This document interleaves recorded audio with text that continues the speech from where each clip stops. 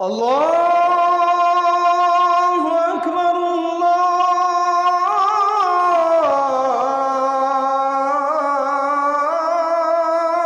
আকবার। আয়াত থেকে যদি বলতে হয়, আল্লাহ রাব্বুল আলামিন বলছেন, আল্লাযীনা ইউযাহিরুনা মিনকুম মিন নিসাইহিম মা হুন্না উম্মাহাতিহিম ইন্না উম্মাহাতুহুম ইল্লাল্লাহি ওয়ালাদনাহুম। কোরআনুল কারীমের এই আয়াতে কারীমা অনুযায়ী আল্লাহ তাআলা বলছেন যে তোমাদের স্ত্রী তোমাদের মা নয়, এবং মায়ের সাথে স্ত্রীকে সাদৃশ্য দেওয়া যাবে না। তোমাদের মা কেবল তিনি যিনি তোমাকে জন্ম দিয়েছেন, তিনি তোমার মা। অন্য কাউকে মা বলে যদি আপনি বলে থাকেন যে আমার স্ত্রী আমার মায়ের মতো, এখানে জেহারের একটা বিষয় থাকে। আরবিতে জেহারটা অত্যন্ত মারাত্মক, যেটা দিয়ে 3 তালাকও কখনো কখনো পতিত হতে পারে।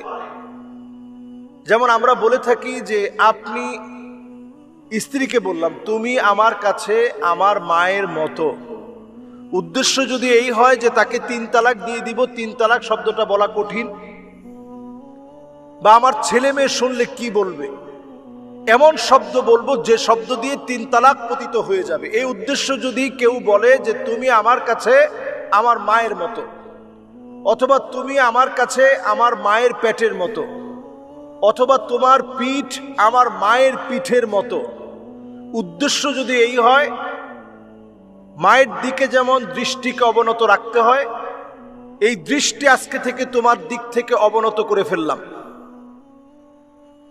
উদ্দেশ্য যদি এই হয়, তাহলে কিন্তু তলাক পতিত হয়ে যাবে।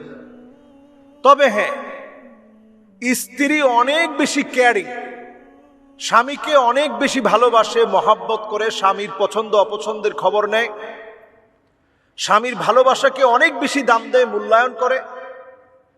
সেই স্ত্রীকে আপনি বোঝাতে গিয়ে বললেন যে আমার স্ত্রী অনেক কেয়ারিং, ঠিক যেভাবে ছোটবেলায় মা যত্ন নিত, ভালোবাসত এবং স্নেহ করত, স্ত্রী আমাকে মায়ের পরে অনেক বেশি যত্ন করে, ভালোবাসে এবং সম্মান করে।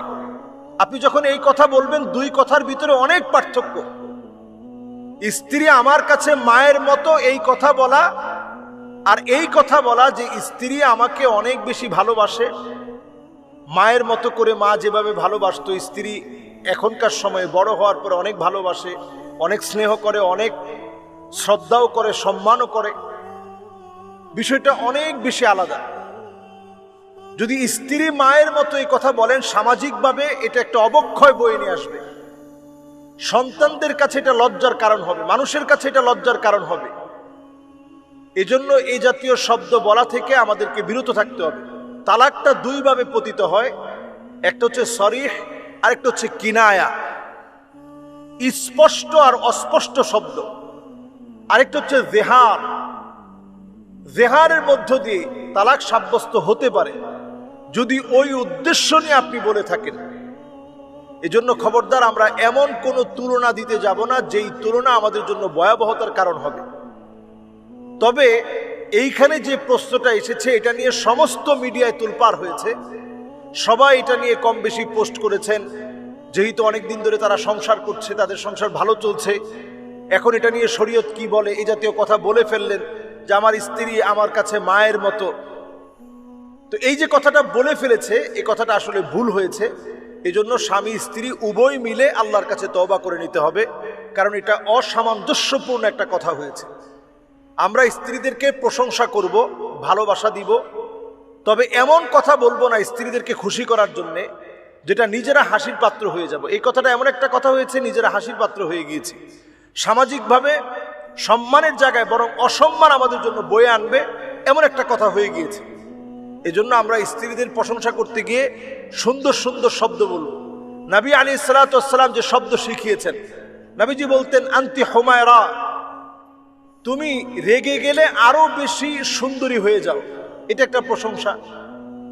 তো আম্মা জান এতে করে হাসি দিতেন। নবীজি সাল্লাল্লাহু আলাইহি সাল্লাম স্ত্রীদেরকে বিভিন্ন ছোট ছোট নাম নিয়ে ডাকতেন। আম্মা জানদের প্রশংসায় বলতেন যে খাদিজা আমার কাছে সবচেয়ে সেরা, আবার বলতেন আয়েশা আমার কাছে সেরা।